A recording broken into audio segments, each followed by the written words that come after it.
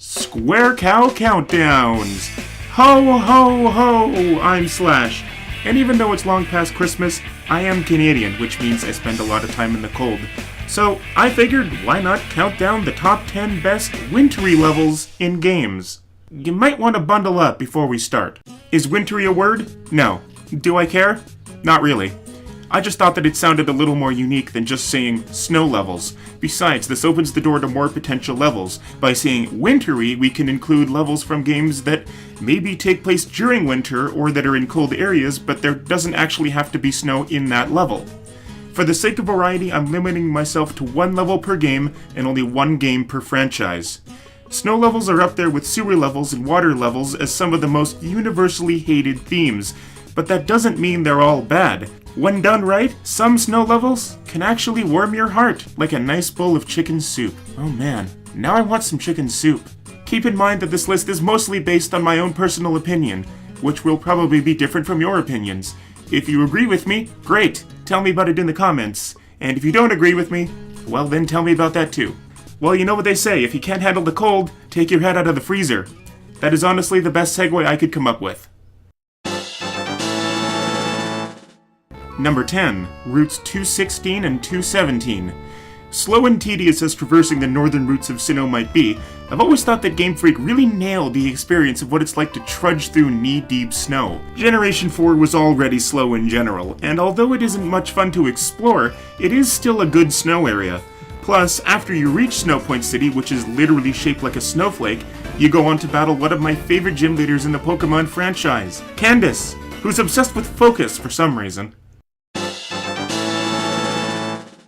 Number 9, World 4. Super Mario Bros. 2 is not my favorite Mario game, but World 4 is probably my favorite part of it. I mean, you start off by pulling a rocket ship out of the ground like normal vegetables.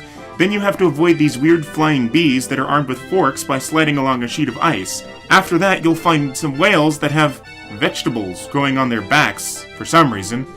Later, you'll end up pulling another rocket ship out of the ground. I probably could have put World 4 on here just because of the rocket ships, and it would have been plenty justified, but that seemed like the easy way out. Number 8, Gaias Cliff. It took me a while to figure out that this area isn't called the Great Glacier, which is good because the Great Glacier sucks. It looks pretty, but navigating it is as simple as rocket science. No, my choice for number 8 is the cave you're trying to reach from the Great Glacier, Gaias Cliff.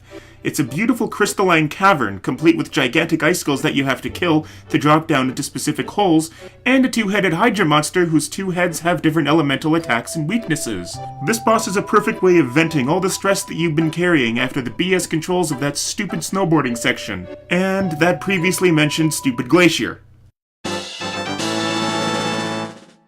Number 7, Snow Kingdom. I was totally gonna put Cool Mountain on here, but I recently played Super Mario Odyssey for the first time, and now I feel comfortable in saying that the Snow Kingdom has since become my favorite snow level out of all the 3D Mario platformers. When you first enter, you'll be in this frozen wasteland with frigid water that will kill you if you stay in it too long. But eventually you'll find the underground city of Shiveria. The concept of the level is very straightforward, but completely non-linear. Bowser has placed 4 locks on the entrance to the racetrack, and you need to collect power moons to get past them. You can explore the 4 side areas in whatever order you want, and you'll end up doing cool stuff like climbing a steep mountain blocked with thick snow, grabbing moon shards while avoiding whatever the hell these things are supposed to be, dodging falling icicles as a tower of Goombas, or by capturing these cloud thingies to blow Spinies into a sea of purple acid. I could go on, but I think I've made my point. Number 6, Snow Go. Crash Bandicoot 2 has 3 snow levels to its name, but in my opinion, the first one, simply called Snow Go, is the best, and Cold Hard Crash is by far the worst. Seriously, f*** that level. Look, these metal crates in the death course are even flipping me off! Anyway, Snow Go is nowhere near that bad. It also contains a secret that would mystify many a novice player, the floating red gem. To reach it, you have to enter level 7, Air Crash, and find the secret entrance to Snow Go. Survive the secret course, and you'll drop down on top of the gem and land back in the main level. Or, if you're a real pro, unlike me, you can just do this and get the red gem that way. I don't think it works in the Insane Trilogy version, though. Why don't video games ever seem to have awesome secrets like this anymore? Number 5, Joke's End. I'm not sure if this is really a snow level, but I always thought it was. It looks like Joke's End is an ice palace of some sort. I also like that all the places in Superstar Saga are named after laughter onomatopoeias. You know, like Teehee Valley, Woohoo University, or my personal favorite, Guarhar Lagoon. So calling this place Joke's End pokes fun at the silly names and adds a subtle sense of finality and foreboding. Joke's End is a long and complicated area full of puzzles and tough enemies. It also has one of the weirdest bosses in the game, Jajora and one of her friends. She asked the bros which friend to invite to the tea party, and when she says tea party, she really means battle. It doesn't matter which friend you choose, they all look the same and have identical stats, but once you defeat the friend, it melts, which seems to hint that it was made of snow. See? Joke's End is a snow level! Number 4, Bastions Keep.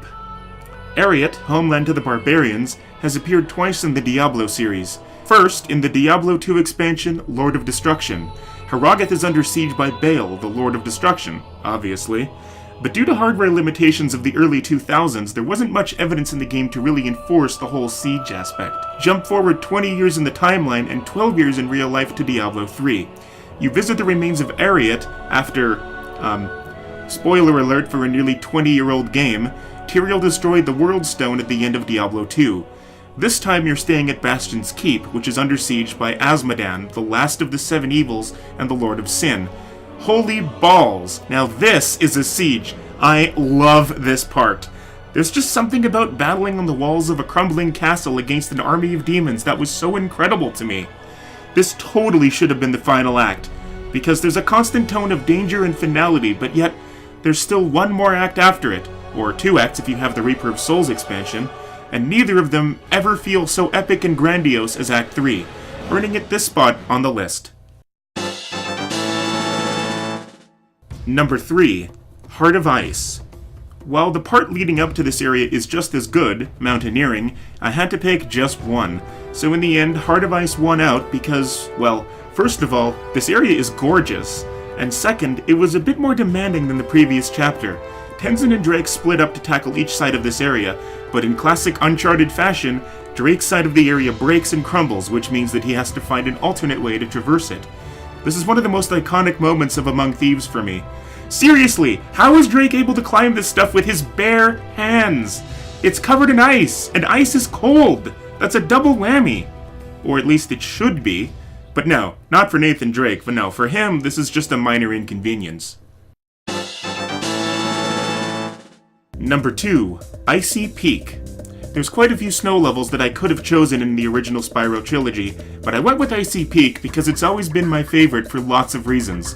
First of all, being a Canadian, I always get a kick from funny jabs at Canada or Canadians, like Blame Canada, or that phony accent Americans seem to think we have. I mean, listen to my voice. Do I sound anything like Terrence and Phillip?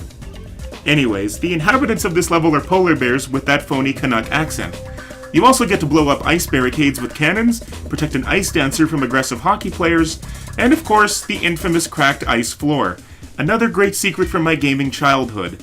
I always thought you had to position the little critters that hijack TNT crates to explode on top of the crack, which even if you do, doesn't work, even though it totally should.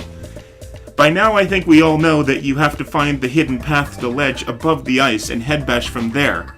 Why can't I just jump on the ice and head bash from down here? Other than the fact that Spyro can't jump on ice, there's no good reason.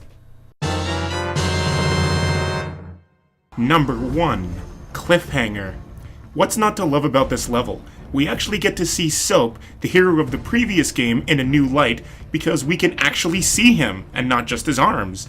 We also get to hear him in all his Scottish glory. You climb icy cliffs with ice picks, shoot down bad guys in a snowstorm, hijack snowmobiles and escape the outpost down a snow-covered mountain while evading lethal trees.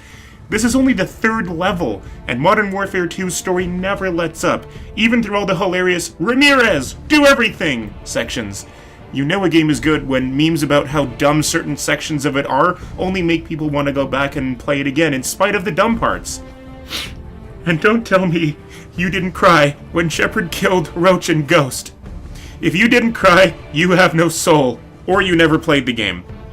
Or you saw it coming. unlike me. Oh, and spoiler alert again. Sorry. So that's my list. Did you like it? I hope so, because I work really hard on these videos. If you're new here and aren't sure if you want to subscribe just yet, click this card to be taken to a playlist of all the countdowns I've done before, or feel free to check out some of the other shows on my channel. Anyways, I hope you'll show me some love and subscribe.